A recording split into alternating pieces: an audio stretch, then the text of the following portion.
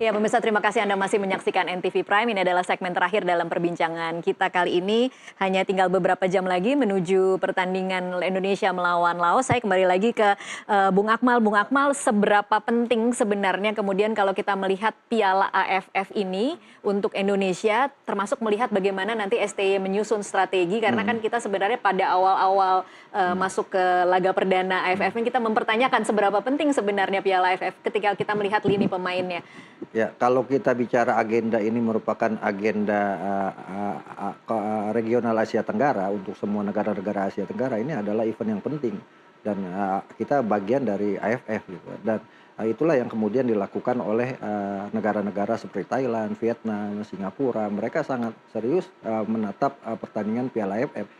Karena ini merupakan legacy walaupun levelnya paling rendah ya untuk event internasional. Tapi legacy itu penting, menjadi juara juga menjadi sangat penting. Dan itu yang belum pernah dialami oleh Indonesia ya. Kita baru spesialis nyaris juara. Spesialis Kita 6 kali nyaris jadi juara runner ya. up, 2000, 2002, 2004, 2010, 2016 dan terakhir di tangan Sintayong 2022, 2021 kita jadi runner up. Iya. Dan sementara juara paling banyak Thailand 7 kali, kemudian Singapura 4 kali, 2 kali Vietnam, 1 kali Malaysia. Banyak yang bilang bahwa buat apa juara ASEAN kalau nggak bisa main di Piala Asia misalnya gitu kan. Bahkan ada yang bilang bahwa Singapura 4 kali juara tapi nggak pernah main di Piala Asia. Itu orang yang punya data salah. Singapura pernah tampil di Piala Asia juga 1980. Jadi menurut saya ketika kita memutuskan ambil bagian dalam sebuah event, maka targetnya harus canangkan ya target tertinggi juara. Bukan gitu kan. sekedar masuk Bukan final sekedar, aja ya. sekedar ambil bagian. Iya. Kalau seperti itu berarti kita tidak punya marwah sepak bola. Artinya buat apa ada kompetisi kalau kita tidak punya target. Dan ini adalah yang paling bawah. Kalau level bawah sudah dilewati, kita bisa melewati level Asia, baru kemudian level dunia. Jadi kalau saya katakan level dunia saat ini masih dream, masih mimpi. Realitasnya ada di ASEAN. Jadi menurut saya juara Piala ASEAN itu penting. Untuk didapatkan sebagai modal moral untuk naik ke level berikutnya. Karena kalau kita lihat misalnya sepak bola kita ini sudah hampir komplit ya, di U16 kita juara, U19 juara, U22 juara, kemudian tim nasional futsal kita kemarin baru saja juara ASEAN, tim nasional putri kita baru juga juara ASEAN. Cuma timnas putra senior yang belum pernah juara. Jadi prestasi belum sempurna kalau kita belum mendapatkan predikat sebagai juara di ASEAN, karena ini bagian dari legacy gitu, legacy dari sebuah federasi sepak bola di manapun gitu, seperti misalnya Arab Saudi tampil di kejuaraan antar negara-negara Timur Tengah, pasti mereka juga masuk dengan target yang untuk juara. Iya. Jadi menurut saya juara itu sangat penting. Gitu, Jadi ini bukan sekedar ajang untuk kaderisasi, menyediakan pemain-pemain muda untuk bisa ada pengalaman begitu, bukan ya, seperti sebenarnya itu ini ya? kan bukan levelnya anak muda. Kenapa? Karena levelnya anak muda kan sudah disiapkan tempat-tempatnya. Ada Piala AFF U16, ada Piala AFF U19, ada Piala AFF 22. Di Asia juga ada kan Piala Asia U17, Piala Asia U19, Piala Asia bahkan U23. Semua ada level-levelnya. Tapi kalau yang ini adalah ya level senior. Kebijakan kemudian kita menurunkan pemain muda itu adalah pilihan. Dan itu pilihan oleh Sintayong. Saya memaklumi karena apa? Karena mungkin pemain-pemain senior itu masih sulit untuk dibentuk oleh Sintayong. Artinya kan mereka punya ego sendiri. Kalau anak-anak muda kan masih bisa diatur gitu kan. Dan itu yang kemudian ingin dibentuk oleh Sintayong. Proses untuk menuju pemain-pemain muda kita ini matang sebagai generasi ke depan. Tapi tetap target harus dicanangkan tinggi di Piala AFF ini ya, target juara gitu. Karena itu penting buat kita untuk menatap laga melawan Laos ini. Melawan Laos menang, maka separuh kaki kita sudah di semifinal. Sepak bola resultan kan sekarang tidak melihat skor gitu. Yang penting menang gitu kan. Nah, kalau kita menang, habis itu kita melawan Vietnam. Mungkin Vietnam sangat siap sekali karena dia punya waktu istirahat panjang ya, mungkin kita hanya bisa menahan imbang Vietnam, maka kuncinya nanti kita melawan Filipina, dan Filipina sedang tidak bagus juga kebetulan gitu kan. Di pertandingan sekarang saja melawan Myanmar mereka setengah babak ketinggalan 0-1. Artinya kalau kita bisa menang lawan Laos ya separuh tiket semifinal udah kita dapatkan. Sudah di tangan ya. Oke, baik. Mas Adi, kira-kira apa yang perlu diantisipasi setelah hari ini? Ada Vietnam, ada Filipina, dan kemudian dengan komposisi away dan home itu yang harus kemudian menjaga bagaimana stamina pemain. Apa yang kira-kira harus dilakukan oleh STY? Ya, yang pertama tentu rotasi pemain ya. Rotasi pemain ya. Jadi artinya kalau misalnya ada beberapa pemain yang memang benar-benar diandalkan, maka itu bisa dibagi ya.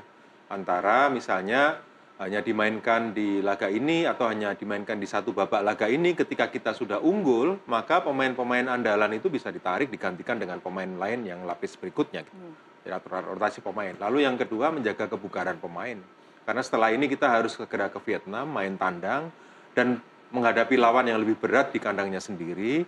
Tentu kesiapan fisik, kebugaran pemain menjadi kunci berikutnya. Dan rasanya memang kita juga harus menambah satu modal lagi untuk jelang laga melawan Vietnam, yaitu hasil positif berupa kemenangan. Oke.